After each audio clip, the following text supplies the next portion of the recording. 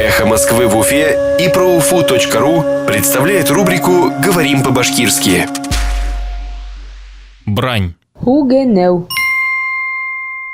Нецензурная брань. Оятхыз. Хугенеу. Нецензурная брань. Оятхыз. Хугенеу.